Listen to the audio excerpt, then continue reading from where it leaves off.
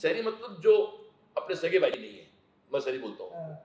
और जो पराये के दर्द में कूजे वो गाँव का आदमी है। ये 2 ही परिभाषा है। यदि पराये के दर्द में कूद जाए वो तो गाँव का है और खुद का भाई बीमार है, मिलने ना जाए वो शहरी है। अब सोच लो आप कौन-सी परिभाषा मानते हो? कुछ नाम कोट करना चाहूँ जो बड़े सर हैं, मेरे अच्छे मित्र हैं रोसड़ वाले, वो मूल है। यदि उनके पियोन को भी जुकाम होगी तो उनको दर्द होगा क्योंकि एम्प्लॉयी नहीं मानते, परिवार के मेंबर मानते हैं। सही बात है। प्रिंस के सुंडा जोगिंद्र सुंडा जी हैं, वो 60 जिलों से हुए, उनको भी कहीं न कहीं दर्द होता है। हमारे ऐसे नवजीवन शंकर जी डायरेक्टर हैं, उनको कहीं न कहीं दर्द होता है। हरि जी भाई साहब हैं, फिर वो तो बड़ा एम्पायर है उनका, उनके किसी ड्राइवर को भी जुकाम होती दर्द होता है। हम वो लोग हैं, जो लोग स्टार्ट इसलिए नहीं तो पैसा कमाना है। बिल्कुल, बिल्कुल। मिशन था। वो दिन याद करें दिनेश जी तो रात को आप खुद लाही बनाते थे हम लोग, पोस्टर चिपकाते थे, सुबह क्लास देते थे। अच्छा। रात को 3 बजे बस स्टैंड पे मैं जाता था, अखबार पंपलेट लगाता था। दिसंबर के महीने में 10 बजे सुबह 3 बजे जाके पंपलेट लगाना, कई बार मुझे होकर मिलते हैं, वो आज भी लड़के कई हैं जो पुराने होकर थे। हम बच्चे को औलाद नहीं मान रहे हैं, फिर वो आपको नमस्ते करे क्यों भई? हम किसी सेठ से सामान खरीदते हैं, दुकान सेठ बोलते हैं सिगावटी में, अपन नमस्ते करते हैं उसको, क्यों? पैसा देके सामान लेते हैं। आपने कभी खरीदा क्या कि चीनी खरीदी और पाँव छुए सेठ जी के? क्यों? तो भैया यदि टीचर वैसा सेठ है तो बच्चा पाँव क्यों छुएगा आपके? गुदड़ी के लालों की सहायता हमेशा की है, आज भी कर रहे हैं, आगे भी करेंगे। इस आपके इंटरव्यू को देखने वाला कोई कहीं गुदड़ी का लाल, झोपड़ी खोपड़ी वाले उनका डायलॉग है, कहीं बैठा हो तो आप भेजें संस्था, हम उसका सहयोग किया है, करेंगे। कोई एहसान नहीं कर रहे साहब, क्योंकि हमें जो दिया समाज ने दिया है। मुझे उस दिन याद है कि मैं इस शहर में साइकिल पे आया था, डिक्सन की पैंट पहन के आया था और बाटा की चप्पल पहन के आया था। तो आज मैं जो रेमंड के कपड़े और अच्छे से जूते और अच्छी गाड़ी में घूमता हूँ, वो समाज ने मुझे दिया है। मैं भगवान से एक ही प्रार्थना करता हूँ कि मैं मानसिक और शारीरिक इतना मजबूत रहूँ कि मैं अपनों की उम्मीद पे हमेशा खरा उतर सकूँ। नमस्कार, मेरा नाम है दिनेश और आप देख रहे हैं सीकर संदेश। आपने देखा पिछले हर वीडियो में हमने बात की स्कूलों में किस तरीके से अभिभावकों को, स्कूलों में शिक्षकों को काफ़ी परेशानी लॉकडाउन की वजह से उठानी पड़ रही है और सरकार उसमें किस तरीके से बीच बचाव कर ज़्यादा बेहतर एक रास्ता निकाल सकती है। आज हम बात करेंगे सीएलसी सीकर के डायरेक्टर श्रीमान शरवण जी चौधरी से और उनसे हम जानने की कोशिश करेंगे कि कोचिंग, क्योंकि कोचिंग एक पूरी तरीके से अलग इंडस्ट्री है स्कूलों से, तो हम इनसे बात करेंगे और जानने की कोशिश करेंगे कि कोचिंग का जो स्टाफ है, यहाँ पे जो टीचर्स हैं, फैकल्टीज़ जो होती हैं और जो बच्चे और जो अभिभावक हैं, उनको लॉकडाउन की वजह से किस तरह की परेशानियाँ उठानी पड़ रही है और साथ ही सीएलसी उन चुनिंदा इंस्टीट्यूशंस में से एक है जिन्होंने लॉकडाउन के दौरान सबसे पहले ऑनलाइन कोचिंग की शुरुआत की थी, ऑनलाइन बच्चों को पढ़ाना शुरू किया था ताकि इस 2-3 महीने के गैप में बच्चों को पढ़ाई से दूरी ना बनानी पड़े और उन्हें उनकी जो पढ़ाई है वो लगातार चलती रहे, क्योंकि सामने नीट के एग्ज़ाम्स भी आ रहे थे, हालांकि वो बाद में पोस्टपोन हो गए। सर, सबसे पहले तो आपका बहुत बहुत स्वागत है हमारे मंच पर और मैं चाहता हूँ कि सबसे पहले आप हमारे जो दर्शक हैं हमारे, उनको आप थोड़ा सा बताएं कि कोचिंग में आपको क्या चैलेंजेस फेस करने पड़े इस लॉकडाउन के दौरान। बात थोड़ी सी लंबी है, शुरू से करते हैं। जी। सबसे पहली बात तो है कि स्कूल और कोचिंग में बड़ा फर्क है कि स्कूल के एग्जाम हो चुके हैं, हमारा तो एग्जाम ही नहीं हुआ अभी। बिल्कुल। जेई और नीट 2020 का एग्जाम नहीं हुआ, तो हमारा जो जिम्मेदारी का बोझ, जिम्मेदारी का जो बोझ है ना, एक पिता वाला जो जिम्मेदारी है ना, वो हम ही महसूस कर सकते हैं। 20 मार्च को लॉकडाउन हुआ था, जब बच्चे यहाँ से घर जा रहे थे 20 मार्च को, तो मैंने खुद कहा था कि बेटा 10 दिन के लिए आपको जाना है तो आप अपनी कुछ बुक्स लेके जाओ। बच्चे सारी बुक्स लेके नहीं गए, लॉकडाउन बढ़ता गया, तो 1.5-2 महीने तो सबसे बड़ी दिक्कत ये रही बच्चे के पास कि जो बच्चा घर था उसके पास बुक्स ही नहीं। इधर हम लोग इस बात को लेके बड़े परेशान थे, तो 25-26 मार्च तक मैं मेरे बच्चों के फोन से, भावनात्मक फोन से इतना ज्यादा भावुक हो गया कि मैं करूं क्या। तो फिर मैंने लाइव फेसबुक पे आना स्टार्ट हुआ। तब लाइव आना भी अपना संसाधन का भाव था, तो दोनों मेरे बेटे, मेरे एक हमारे सुनील सर हैं, हम लोग मोबाइल से हम 25 मार्च को फेसबुक पे शाम को डेली 6:30 बजे लाइव आना स्टार्ट हुए। बच्चों से बात करना शुरू की और मुझे कहते बहुत खुशी है कि कल हम उसका 132वां एपिसोड लाइव पे ला चुके हैं। 132 दिन से मैं रोज सीकर सीएलसी पेज पे शाम को डाले आता हूँ। फिर मैं 27 मार्च को स्टूडियो के बैठ गया। माफी चाहता हूँ, मुझे लगा कि कोरोना मेरे को मारेगा नहीं मारेगा, मैं सीएलसी के बिना जिंदा नहीं रह सकता। तो 5 अप्रैल को हमने सबसे पहला एक हमारा प्रीवियस पेपर का वीडियो सॉल्यूशन अपलोड कर दिया। फिर हमें सबसे बड़ा प्रेशर जो था हमारा 11th से जो 12th बच्चा आ रहा था, जो घर जा चुका था 8 मार्च को, जिसको वापस 22 मार्च को आना था, उनके फोन आना स्टार्ट हो गए कि हम क्या करें। जेई नीट 2020 का बच्चा कह रहा है कि हमारी एग्जाम कब होगी, क्योंकि तब तक एग्जाम 3 मई को होनी थी, फिर वो पोस्टपोन होकर 26 जुलाई को हुई, अभी पोस्टपोन होकर 13 सितंबर को है। अब आगे क्या होता है वो ईश्वर के हाथ है।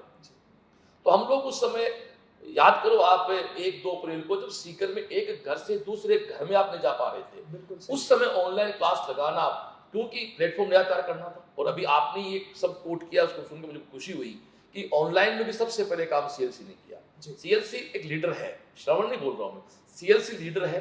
सीएलसी ने सीकर को कोचिंग सब दिया और सीएलसी ने सीकर में ऑनलाइन सब दिया। इस बात को आपने कोट किया, ये बात मुझे सुनने में अच्छी लगती है, क्योंकि मेरा 5 अप्रैल को मेरे यूट्यूब चैनल पे एक वीडियो है जिसको आप देखें दिनेश, जिस पे 50,000 व्यू भी हो चुके हैं। अच्छा। तो हम लोगों ने 11 अप्रैल को फिर हमारी शूटिंग स्टार्ट कर दी थी क्लासेस की। बट वो मैं ये मानता हूं कि मेरे साथ एक आध्यात्मिक शक्ति हमेशा रहती है, मेरे गुरुदेव का आशीर्वाद, नाथ जी का आशीर्वाद, वो मेरे पीछे खड़े थे, तो मैं शायद आगे चल पा रहा था।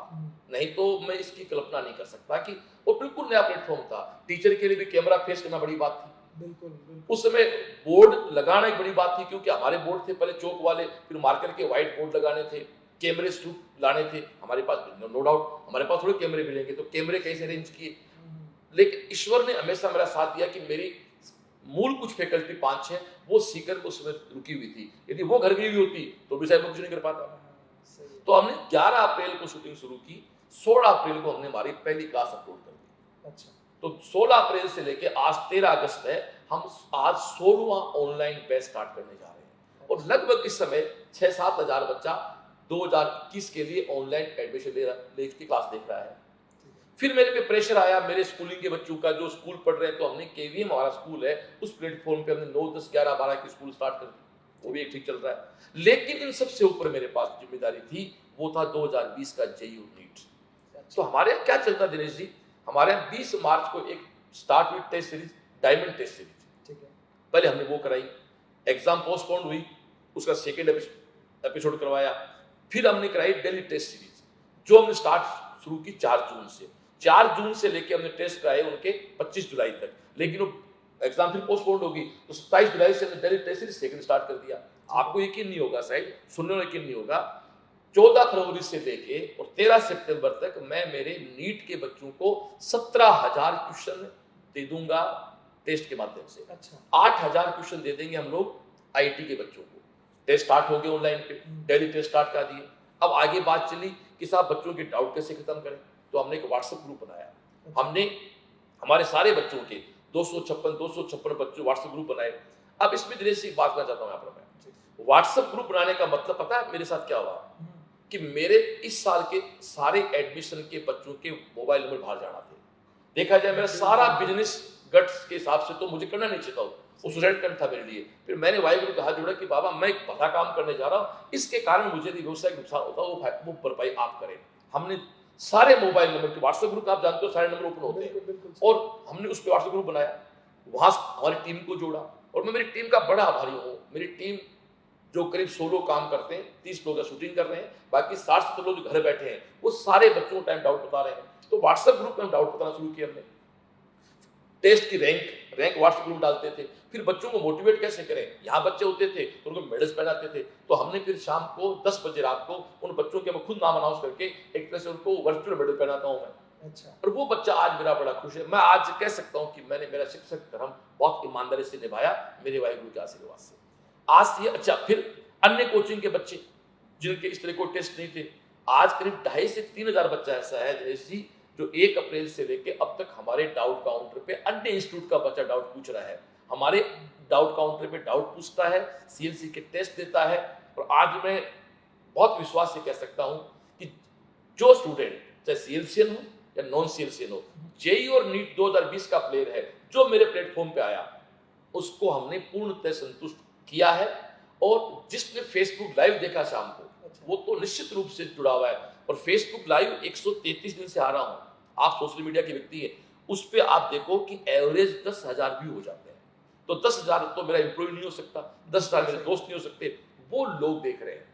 फिर एक बात और आई साहब, बच्चा क्लास कहाँ देखे, तो मैं थोड़ा सा बात को अलग से कहना चाहूंगा कि सारी इंस्टीट्यूट क्या करती है, ऐप पे क्लास चला रही है अपने, और ऐप की क्लास क्या होती है दिनेश जी, मोबाइल में चलती है केवल, और वो 24 घंटे के बाद क्लास को उठा रहे हैं। तो वहां फिर हमने शेयर का सेना बनाया, हमने कहा कि हम 6 दिन क्लास दिखाएंगे। अच्छा। व्यवसायिक नुकसान है, 6 दिन की क्लास का मतलब एक ही एडमिशन में 6 बच्चे क्लास देख सकते हैं 6 दिन, लेकिन मैंने कहा यहाँ व्यवसाय को साइड में करो। अच्छा। हम 2020 में भूल गए बिजनेस को।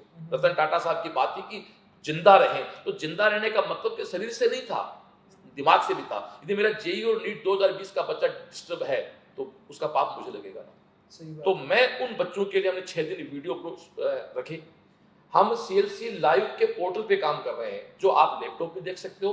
यदि आपके घर में स्मार्ट टीवी हो तो देखने वाले, तो आप स्मार्ट वाईफाई के थ्रू वो हमारा साहिल और ये सब यंग टीम जो है वो वहां बच्चे देख सकते हैं। इसलिए 6 दिन क्लास दी, उसको एचडी क्वालिटी की वीडियो दी, क्योंकि बच्चे 4-5 घंटे देखेंगे तो उनको क्वालिटी भी ठीक चाहिए। फिर क्लास के बाद स्टडी मटेरियल, तो वो बच्चा पढ़ रहा है किसमें, लैपटॉप में, तो 4 घंटे वहां खराब हो रही है उसकी, तो हमने नोट छपवाए हमारे, जिसको हम स्टडी मटेरियल बोलते हैं। अपना सारा स्टडी मटेरियल छप के आ चुका है और बच्चे लेके जाना स्टार्ट हो चुके हैं। तो मेरी बात का सार ये है कि 24 मार्च को मैं शुरू हो गया था, 5 अप्रैल को मेरा फर्स्ट वीडियो आ गया, और मेरा सीएलसी सीकर का यूट्यूब चैनल है, वहां हमने क्या क्या डाल दिया। 2013 से लेके 2019 तक के नीट के प्रीवियस पेपर जो है ना, उनको टॉपिक वाइज हमने सॉल्यूशन करके डाल दिया। अच्छा। फिजिक्स पंच के 900 क्वेश्चन, केमिस्ट्री पंच के 900 क्वेश्चन, आईटी 16 से लेके 19 तक के एडवांस के पेपर का वीडियो सॉल्यूशन, जेई मेन में 2020 और 2019 में जो एग्जाम हुई उसके क्वेश्चन, यानी करीब करीब हम लोग 40,000 क्वेश्चन बच्चे को टेस्ट के माध्यम से या वीडियो सॉल्यूशन के माध्यम दे चुके हैं। देंगे नहीं, नेता भाषा नहीं बोल रहा हूँ, ये एक शिक्षक बोल रहा, दे चुके हैं। तो इस लाइव को जो बच्चे देख रहे हैं, मतलब इस वीडियो इसको जो भी उसके बाद देख सकते हैं, बेटा जी सीएलसी सीकर यूट्यूब चैनल पे आप सारा मैटर देख सकते हैं। क्योंकि आज हम ये मानते हैं कि आज से 13 सितंबर करीब 30 दिन नीट के बचे और 20 दिन आपके जेई के बचे। इन दिनों में आप इनको देख के अपना फायदा कर सकते हैं। और एक छोटे से पिलोर भी करना चाहूंगा, कोई बच्चा डेली शाम को 6:30 सीएलसी सीकर के फेसबुक लाइव आ जाता है, तो इतना तो 24 साल में दोस्तों सीख लिया कि मेरा बच्चा डिप्रेस नहीं हो सकता। मैं अक्सर एक बात कहता हूँ कि या तो तू सीएलसी नहीं है, और सीएलसी है तो डिप्रेस नहीं हो सकता। डिप्रेशन और सीएलसी एक साथ नहीं आ सकते। बिल्कुल, ये हमने बहुत बार देखा है और महसूस किया है जब भी सीएलसी के कैंपस में आए कि यहाँ का माहौल में पॉजिटिव एनर्जी है। अध्यात्म को लेकर भी आप काफ़ी पॉजिटिव रहते हैं और समय समय पर इस तरह की गतिविधियाँ सीएलसी कैंपस में आप करते रहते हैं। ये बहुत अच्छी बात है। और मैंने देखा लॉकडाउन के दौरान भी आपके यहाँ पे यज्ञ हुए हैं, ये बहुत अच्छी बात है। तो ये आपने जो हमें बताया उससे मुझे ये तो समझ में आ गया कि ये सिर्फ आप बिजनेस के लिए नहीं कर सकते, जो इतनी सारी चीज़ें होती है। जब आपका खुद का बच्चे से जुड़ाव होता है, अभिभावकों के प्रति जिम्मेदारी होती है, वो आपको जागरूक करती है, वो आपको एक शक्ति देती है ये सब चीज़ें करने के लिए। मेरा दूसरा सवाल आपसे ये है कि आपने जैसे आज हम वर्तमान देख रहे हैं कि सीएलसी क्या है, या सीकर में जो एजुकेशन हब जिसे हम बोलते हैं, शिक्षा नगरी हम बोलते हैं, लेकिन हर वर्तमान भूतकाल पे बना हुआ होता है। मैं ये जानना चाहता हूँ कि जब आपने आज से कई साल पहले अपनी इंजीनियरिंग कंप्लीट करके आप सीकर आए थे, तो उस वक्त तो इंजीनियर एक बहुत ही महत्वपूर्ण व्यक्ति होता था, उसका बहुत सम्मान होता था, क्योंकि बहुत कम लोग इंजीनियर बन पाते थे। तो आपने तब इंजीनियरिंग में अपनी नौकरी की बजाय आपने क्यों सोचा कि मुझे और इंजीनियर बनाना? आप बिल्कुल सही कह रहे हो कि मेरा सिलेक्शन था 1990 में मेरी पीटी में। अच्छा। उस समय राजस्थान में मात्र सीट थी 400। अच्छा। आज तो सीट बोलते हैं 400 सीट इंजीनियरिंग में केवल। नो डाउट इंजीनियरिंग सिलेक्शन बड़ी बात थी। इसके पीछे कहानी है, मेरे गुरुजी जो आज मेरे लिए सब कुछ है, मेरे माता पिता के बाद जो सब कुछ मेरे लिए है, मैं उनके संपर्क में आया। ये बात थोड़ी सी आपको हो सकता है कुछ लोगों को अच्छी लगे, तो मैं उनके पास मैं गया, एक पंडित के पास था, तो हाथ देखते तो मैं हाथ दिखाने गया, तो मेरा एक प्रश्न था कि मेरी नौकरी कब लगेगी। तो मुझे बात याद है कि हो सकता है मेरी बात आज आपको लगे कि मैं एक व्याकरण का प्रयोग कर रहा हूँ। उन्होंने हिसाब का देने से कि आपका जन्म नौकरी करने के लिए नहीं, नौकरी देने के लिए हुआ है। अच्छा। और जुपिटर आपका स्ट्रॉन्ग है, आपको शिक्षा में कुछ करना चाहिए। मैं कोटा से डिग्री कर रहा था, कोटा में उस समय पेंसिल साहब वगैरह ये सब लोग चल रहे थे, वहीं से एक बात दिमाग में आई कि मुझे सीकर जाके कुछ करना है।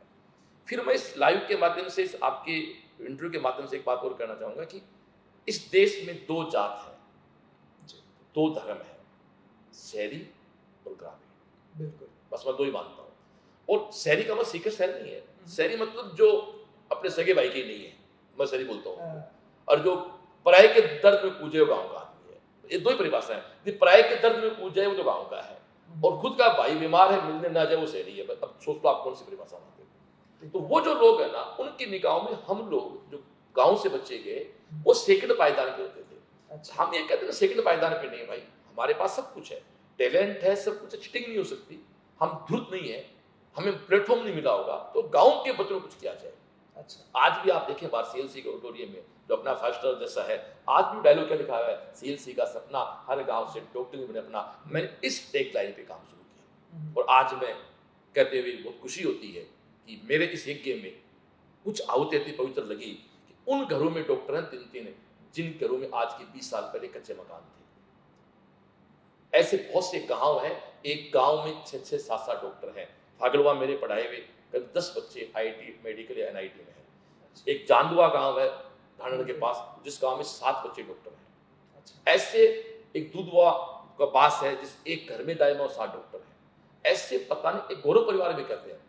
मेरे यहाँ से गौरव परिवार का मतलब दादा और नाना खून, दादा और नाना के खून को हम गौरव परिवार, उस दादा और नाना माँ और पिता के खून से हो गया ना, उस खून से 2 या 2 से अधिक जो बच्चे सेलेक्ट होते हैं, केवल किसमें, एमबीबीएस में, आईआईटी और एनआईटी। यहाँ हम नहीं काउंट कर रहे हैं आयुर्वेद को, होम्योपैथी को, वो करें तब तो हमारी बड़ी लिस्ट बन जाती है। करीब 250 गौरव परिवार आज हमारे, 250 दादा नाना ऐसे हैं जिनके नाती पोती यहाँ से सिलेक्ट होके गए, और करीब 100 गांव ऐसे हैं जिसमें 3 या 3 से अधिक बच्चे मेडिकल में, आईआईटी, तो वो खुशी देती है। मैं एक बात कहना चाहता हूँ, वो एक शाहरुख खान की फिल्म का डायलॉग है कि किसी चीज को शिद्दत से चाहो ना तो कायनात आपका साथ देती है। हो सकता है आज बात अच्छी नहीं लगे, लेकिन मैंने पैसे को टारगेट बना के कोचिंग स्टार्ट नहीं किया था।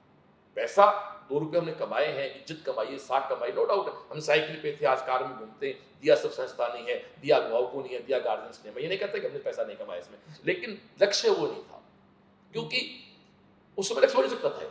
96 में पैसा तो और आज भी मैं देखो, मैंने पहले भी कहा था आपको, अभी इस इंटरव्यू से पहले हम जब डिस्कस चाय पे कर रहे थे, मैंने एक टाटा साहब की बात कोट की कि एक अंबानी जी है, एक टाटा बिरला है।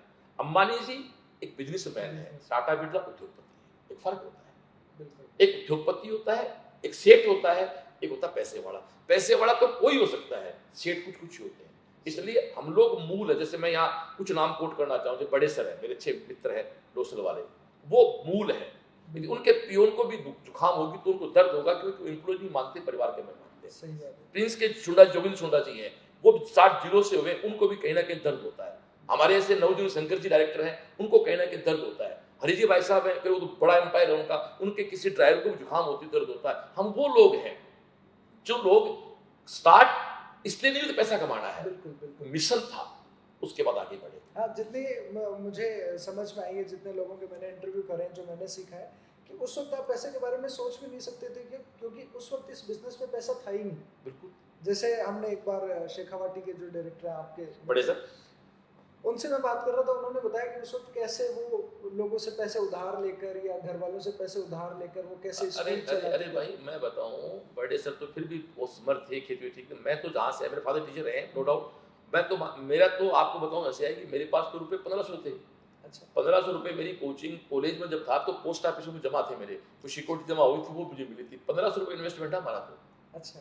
और आप, मेरे बड़ी दीदी जो उसमें एडमिनिस्ट्रेटर थे, वो हमारे फाइनेंसर होते थे, 100 रुपये 150 रुपये के। वो बात तो आज की पीढ़ी को यकीन नहीं होता है। वो दिन याद करें दिनेश जी, तो रात को आप खुद लाही बनाते थे हम लोग, पोस्टर चिपकाते थे, सुबह क्लास लेते थे। रात को 3 बजे बस स्टैंड पे हम मैं जाता था, अखबार पंपलेट लगाता था। दिसंबर के महीने में 10 बजे, सुबह 3 बजे जाके पंपलेट लगाना। कई बार मुझे होकर मिलते हैं, वो आज भी लड़के कई हैं जो पुराने होकर थे, वो कहते साहब थे भाई तो हो, बिल्कुल वही, मैं आज वैसे। तो कई बार कैसा आप आज वैसे हो साहब, तो आपको पता नहीं, आपको हंसी आएगी। तो फिर मैंने क्या किया था लास्ट ईयर, सारे हॉकर्स की मैंने एक डिनर पार्टी की लास्ट ईयर। अच्छा। क्योंकि उनमें से 50 लोग वो दोस्त थे मेरे जो मेरे पंपलेट लगाया करते थे, उनको मैंने बाकायदा डिनर दिया, मान सम्मान किया। वो कहा था क्या, क्योंकि यार वो देखो, मैं एक निवेदन करना चाहूंगा इस यूथ पीढ़ी से, सबसे, आप अपनी औकात नहीं भूलें, अपनी जड़ों को नहीं भूलें।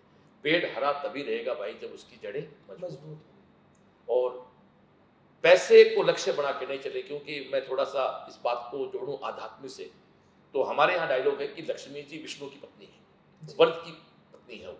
और एक कहना चाहिए, वर्त की जो युवा बीवी होती है वो चंचल हो जाती है, तो लक्ष्मी जी जैसे बुजुर्ग कहते हैं कि व्रत की बीवी है तो चंचल है, कि एक के साथ कभी नहीं रहेगी।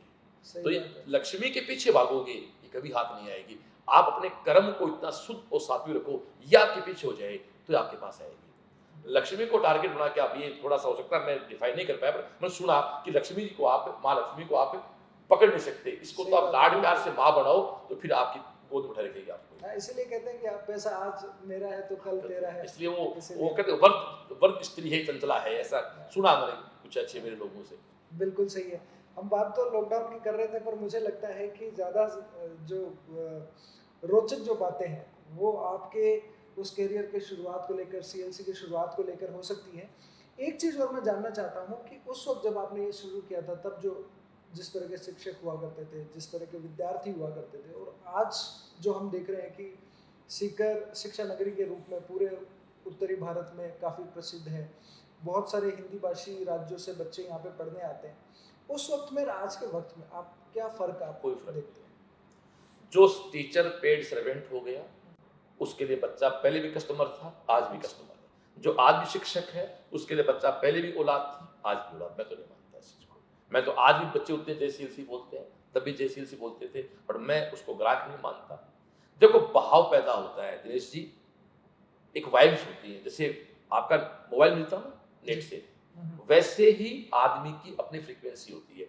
यदि आप किसी के पास जाते हो, जिस फ्रीक्वेंसी से आप जाओगे ना, वो फ्रीक्वेंसी पहले पहुंच जाएगी। अगला चाहे कितना ही बुरा या भला हो, आपकी फ्रीक्वेंसी उससे सेटअप बॉक्स में जाएगी, सीन आपको ही दिखाई देगा। आप जिस व्यक्ति को जिस भाव से देखोगे, वो व्यक्ति उसी भाव से दिखाई देगा आपको, चाहे सामने राक्षस बैठा हो चाहे देवता बैठा हो। राक्षस में देवता देखोगे तो देवता बन जाएगा, और देवता में राक्षस राक्षस बन जाएगा आपके लिए। इसलिए बच्चे को आप दर्द नहीं पालोगे तो बच्चा आपको पेड सर्वेंट मानेगा। मुझे बताओ, हम बच्चे को औलाद नहीं मान रहे हैं, फिर वो आपको नमस्ते के लिए क्यों? भाई हम किसी सेठ से सामान खरीदते हैं, दुकान सेठ बोलते हैं अपन नमस्ते करते हैं उसको, क्यों? पैसा देके सामान ले लेते हैं। आपने कभी खरीदा क्या कि चीनी खरीदी और पांव छुए सेठ जी के? क्यों? तो भैया यदि टीचर वैसा सेठ है तो बच्चा पांव क्यों छुएगा आपके? सही बात है। आप किसी सेठ से सामान खरीद, सेठ का मतलब दुकानदार से सामान खरीदते हो, उसके घर में कैजुअलिटी होगी तो आपको दर्द होता है कभी? क्यों? उसने पैसा दिया। तो वो बात टीचर के साथ, यदि आपने बच्चे को प्यार दिया ही नहीं तो आपके घर में चाहे कितनी कैजुअलिटी हो, आपकी लाइफ में कितने अप डाउन है, वो आपके बारे में केयर क्यों करे? नहीं जी, गलत है। यदि जो टीचर्स को कहना चाहता हूँ, बच्चा नहीं बदला साहब, स्टूडेंट आज ही वही है, बच्चा आज ही आपके लिए भावुक होता है। इसका एग्जाम्पल दिनेश जी, ऐसा कुछ दिन नहीं होता है जिस दिन मेरे पास किसी भावुक बच्चे का फोन नहीं आता है। बहुत याद आ रही है, बहुत ज्यादा। उसका प्रमाण देता हूँ, मैं 132 दिन से लाइव प्लेटफॉर्म पे हूँ सीएलसी पे। 132 दिन में टोटल 20 नेगेटिव कमेंट नहीं आए हमारे ऊपर। तो दोस्तों, आप लाइव कुछ कर रहे हो तो कुछ किया है, तभी तो लोग उसको देख रहे हैं। सही बात है। तो खुला बोलता हूँ, तो आप फेसबुक पे देख लो ना, आप मेरे लाइव पे आके देख, आप तो लाइव देख लो मेरा, कहीं सब जेसीएलसी लिखा हुआ आता है। वो मेरी ऊर्जा है, बच्चों की ऊर्जा मैं हूँ, बच्चे मेरी ऊर्जा है। ये हमारा एक म्यूचुअल रिश्ता है, और इसीलिए मैं परफेक्ट। और एक बात आपको ध्यान होगा, 1-1.5 महीने पहले हमने पूरी साल ऑनलाइन क्लास का अनाउंसमेंट करने वाली पूरे उत्तरी भारत में पहली सीएलसी थी। उसने कहा कि आप पूरी साल में ऑनलाइन देख सकते हो। आज हम क्या क्या दे रहे हैं, 6, 7, 8, 9, 10 प्री फाउंडेशन के बच्चे को हम ऑनलाइन क्लास दे रहे हैं। 9, 10, 11, 12 के बच्चे केवल स्कूल पढ़ना चाहता है उसको ऑनलाइन क्लास दे रहे हैं। और सीएलसी जो फाउंडेशन टारगेट है वो दे रहे हैं। सारे प्लेटफॉर्म हम सीएलसी live.in पे या केवीएम live.in पे पूरा दे रहे हैं। और गुदड़ी के लालों की सहायता हमेशा की है, आज भी कर रहे हैं, आगे भी करेंगे। इस आपके इंटरव्यू को देखने वाला कोई कहीं गुदड़ी का लाल, झोपड़ी खोपड़ी वाले, उनका डायलॉग है, कहीं बैठा हो तो आप भेजें संस्था, हम उसका सेव किया है, करेंगे। कोई एहसान नहीं कर रहे साहब, क्योंकि हमें जो दिया समाज ने दिया है। मुझे उस दिन याद है कि मैं इस शहर में साइकिल पे आया था, डिक्सन की पैंट पहन के आया था और बाटा की चप्पल पहन के आया था। तो आज मैं जो रेमंड के कपड़े और अच्छे से जूते और अच्छी गाड़ी में घूमता हूँ, वो समाज ने मुझे दिया है। मैं भगवान से एक ही प्रार्थना करता हूँ कि मैं मानसिक और शारीरिक इतना मजबूत रहूँ कि मैं अपनों की उम्मीद पे हमेशा खड़ा उतर सकूँ। बिल्कुल। अब मैं ये जानना चाहता हूँ कि जैसे अभी आपने बताया कि बच्चे आपकी ऊर्जा हैं और आप बच्चों की ऊर्जा हैं, लेकिन बच्चे बहुत लंबे समय से यहाँ से दूर हैं क्योंकि लॉकडाउन और इंस्टीट्यूशंस अभी खुले नहीं हैं। मेरा बच्चा दूर नहीं है, डेली शाम को 6:30 मिल रहे हैं हम लोग। हाँ, फिजिकली दूर है, क्योंकि एक ऑनलाइन मिलना एक अलग बात है, और फिजिकली जब आपके साथ यहाँ बहुत सारे बच्चे होते हैं। आगे आप क्या देखते हैं कि कब तक ये सब सामान्य हो पाएगा, और जो बच्चे अभी दूर हैं? देखो दिनेश जी, दीपावली पर मुझे लग नहीं रहा है इसमें। कारण क्या है, सरकार ने मान लो परमिशन दे दी, सरकार में इंसान ही बैठते हैं, वही भावुक है, उनको पता है। मान लो मेरी स्कूल में 5,000 बच्चा आ गया, 5,000 बच्चों में कोई 100-200 बच्चा पॉजिटिव आ जाएगा, अब क्लास कैसे लगाओगे? बिल्कुल सही। पता लगा इस क्लास में एक बच्चा पॉजिटिव आया है, तो हमने इसको इतना इसका हवा बना दिया कि उस क्लास में बच्चे नहीं लग पाएंगे। सही बात है। तो मैं तो भगवान से प्रार्थना करता हूँ कि बीमारी खत्म हो पूरी, क्योंकि या तो वैक्सीन आए या खत्म हो। और इस तरह की महामारियां ईश्वर ही लाता है और ईश्वर ही मिटाता है। फ्लेग को याद करो ना, फ्लेग आया, फ्लेग अपने आप गया था ना, उसका कोई टीका तो बना ही नहीं, फ्लेग खत्म हुआ था ना अपने आप। लोग कहते हैं कि फ्लेग अपने आप खत्म हुआ था, अपने आप आया था, तो हवा से फैलता था। इसके भी अपने आप ईश्वरीय शक्तियां मिटाएंगी। बाकी तो परमिशन सरकार दे भी देगी, तो टफ जॉब रहेगा उस संस्था मालिक के लिए जिसके लिए बच्चा अपनी औलाद है। बिल्कुल सही बात है, बिल्कुल सही बात। बहुत मुश्किल रहेगा उसके लिए। ये तो अभी जैसे बच्चे जो आपने अपने बच्चों के बारे में बताया कि वो आपके यहाँ पे पढ़ रहे हैं या जो से, लेकिन इनके अलावा जैसे बहुत सारे स्कूली बच्चे या कंपटीशन एग्जाम्स की तैयारी करने वाले या ऐसे बहुत सारे और बच्चे हैं, उनको आप कैसे मोटिवेट करेंगे? आप उन्हें कैसे इस स्थिति से उबरने के रास्ते आप बताएंगे? देखो दिनेश जी, जिंदगी में एक सफलता का एक गुरु मंत्र है जी। पहला गुरु मंत्र है पागलपन। आपको अपने काम के प्रति पागलपन, जैसे मैं आपकी भी तारीफ करना चाहूँगा, आपको अपना आपका सोशल प्लेटफॉर्म आप पागलपन है, तो आप पहाड़ पे आप चढ़ जाते हो, आप हर के चढ़ जाते हो ना, तो आप इसे आज भगवान ने आपको एक पहचान दी। पागलपन पर इस दूसरी शर्त है चलते रहना। अच्छा। जिंदगी में आपके पास आगे बढ़ने का ऑप्शन नहीं होना चाहिए। जैसे मैं बताऊं, 20 मार्च को लॉकडाउन लग गया, तो 11 अप्रैल को हमने ऑनलाइन पे आ गए ना हम लोग, क्योंकि मेरे पास रास्ता नहीं था। जिंदगी में सफल व्यक्ति जो होता है ना, उसकी मजबूरी होती है आगे चलना, क्योंकि उसके पास वो एक ही रास्ता होता है, उस पे कांटे हैं, कीचड़ है, उसको पार करना ही पड़ेगा। बिल्कुल सही। इसलिए मैं एक ही बात कहना चाहता हूँ इस इंटरव्यू देखने बच्चों से, यूथ से, जो भी है, बेटा जिंदगी में गोल डिसाइड। जैसे एग्जांपल दूं आपको, आप और सीकर की हो, आप शाम को, नॉर्मल लाइफ है, लॉकडाउन नहीं है, शाम को 5 बजे आप अपने परिवार के साथ मार्केट गए, किसी दुकान में घुस गए कपड़ा खरीदने के लिए, और पिछले 2 घंटे में इतनी बारिश हो गई कि पूरे शहर में पानी भर गया। आप दुकान से बाहर निकले तो पता लगा बारिश हो गया। अब आप मुझे बताओ, आप घर आने की सोचोगे या दुकान में रात को सोचोगे? बताओ मेरे को। घर आने की। क्योंकि दुकान आपका ठिकाना नहीं है। बिल्कुल। आप क्या करोगे कि मुझे घर पहुंचना है, चाहे नाव लानी पड़े, चाहे पानी भीगना पड़े, चाहे वो कहते हैं अपने पाइचे ऊपर करने पड़े गांव की भाषा में। सही बात है। घर आओगे ना, क्या दुकान में सोओगे? तो मेरे को नहीं, घर आओगे ना, तो कुछ भी स्थिति हो, आपके छोटे बच्चे भी चाहे उनको अपना कंधे उठाना पड़े, आओगे ना, चाहे हमारे साथ हमारी वृद्ध माँ भी हो तो भी चाहे उसको भी साथ, घर आओगे ना। क्या आर्ग्यूमेंट करोगे? कोई बहाना करोगे? बस जिंदगी यही है, गोल डिसाइड कर लो तो बाधाएं कभी आपको रोक नहीं सकती, बट गोल डिसाइड होना बहुत जरूरी है। इसलिए यूथ गोल डिसाइड कर लो कि आपको करना क्या है। और एक बात जरूर करना चाहता है देखने वालों को, इस देखने वालों को, जिंदगी में सपने बड़े देखो। मैं अक्सर बात कहता हूँ मेरे, मैं कहता हूँ पटवारी की नौकरी कहीं बुरी नहीं है, पर कलेक्टर बनना कहाँ पाप है साहब? सही बात। कंपाउंडर की नौकरी कहीं बुरी नहीं है, एमबीएस करना कहाँ पाप है साहब? कोई तो बनेगा ना, कोई तो कलेक्टर बनेगा ना, तो हमारे छोरे क्यों नहीं बनेंगे? कोई तो एसके हॉस्पिटल डॉक्टर बन के आएगा ना, हमारे छोरे क्यों नहीं आएंगे? सही बात है। तो अभी रिजल्ट आया यूपीएससी का, सीएलसी क्या देती है? रिजल्ट आया देखा यूपीएससी का, सीकर की एकमात्र सीएलसी संस्था ऐसी है 3 बच्चे सिलेक्ट है। सोवन चौधरी 200 रैंक, मनीष खिचड़ 400 पे रैंक, सुरेश जनवंता 600 पे रैंक, 3 बच्चे सिलेक्ट हमारे। ये अपने आप में इस बात को बताती है कि यहाँ एक आग और स्पिरिट भर के बच्चे भेजा जाता है, वो सब आगे जाके फायर करते भी हैं। इसलिए मैं तो ये कहना चाहता हूँ, परिस्थिति का मैं देखो माफी चाहता हूँ, मेरी बात अच्छी लगे, मैं कभी रोना नहीं लगता, ये मेरे साथ वाले जानते हैं। मैं कभी, मेरे डायलॉग है, बात हो गई आगे चल, बात हो गई। मैं एग्जांपल देता हूँ, मान लो कि कभी मैंने आपको, मेरे आप छोटे भाई हो, मैंने आपको कभी गुस्से में तू कह दिया ना, अब मैं कह रहा हूँ भाई मैंने तो कह दिया, आगे बढ़ना यार, और आप उस बात को लिए बैठे हो, तो मैं दावे से कह सकता हूँ आप जिंदगी कुछ नहीं कर सकते। सही बात है। आप किसी को क्षमा नहीं कर सकते, किसी बात को इग्नोर नहीं कर सकते, और आगे बढ़ने की जितने रखते आप जिंदगी में आगे नहीं कर सकते। मेरा डायलॉग डन इज डन, हो गया सो हो गया। एक डायलॉग और भी मेरा, कि भगवान राम आपके सामने आ जाए, वो कहे चल बस एक वचन मान, तू कहे कि मेरा बीता हुआ कल राजा बना दे, राम जी क्या कहेंगे? ये बस की बात नहीं है। वो कहेंगे तू अगले पूरे 7 पीढ़ी राजा बन सकता है, पर बीते हुए कल में तो भगवान राम भी आपको राजा नहीं बना सकते। तो भगवान राम जो काम नहीं कर सकते, अपन कैसे कर सकते हैं? यानी बीता हुआ कल कोई चेंज नहीं कर सकता, और आने वाला वक्त कोई भी चेंज कर सकता है। वो चाहे बिखरी जुल्फों का कलाम हो, चाहे हमारे सफेद दाढ़ी का मोदी हो, ये लोग बने ना यार। मैं पॉलिटिकल बात नहीं कर रहा, अखबार बेचने वाला आदमी राष्ट्रपति बनता है, और एक बिल्कुल अपने से भी गरीब, माफी चाहूंगा, मैं चाहता हूँ मोदी जी का बचपन अपने से गरीब ही रहा हुआ है, रहा जो देश के सफल प्रधानमंत्री हैं, इसलिए कुछ भी किया जा सकता है, आर्गुमेंट नहीं, गोलीबाजी नहीं। सही बात है, बिल्कुल। हम बात कर रहे थे सीएलसी के डायरेक्टर शरणजीत चौधरी से, और आपसे बात करके हमें बहुत अच्छा लगा, और मुझे लगता है कि आपको ये इंटरव्यू देखकर काफ़ी मोटिवेशन मिलेगी। हम इस इंटरव्यू को और लंबा चलाना चाहते हैं, लेकिन फिर बहुत ज़्यादा समय हो जाएगा, और अभी क्योंकि सर की व्यस्तताओं के चलते हमें इतना ही समय मिल पाया। फिर किसी दिन हम और साथ बहुत सारी बातें करेंगे और जानेंगे सर के बारे में, सर के संघर्ष के बारे में।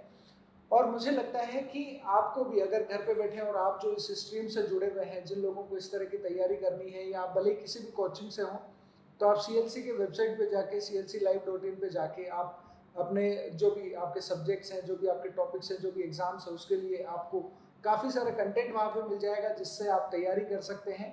और किसी भी तरह की और अगर आपको मदद चाहिए, या कोई कंटेंट आपको नहीं अवेलेबल हो रहा है, तो उसके लिए भी आप दिए गए फ़ोन नंबर्स पे आप संपर्क करके जानकारी प्राप्त कर सकते हैं।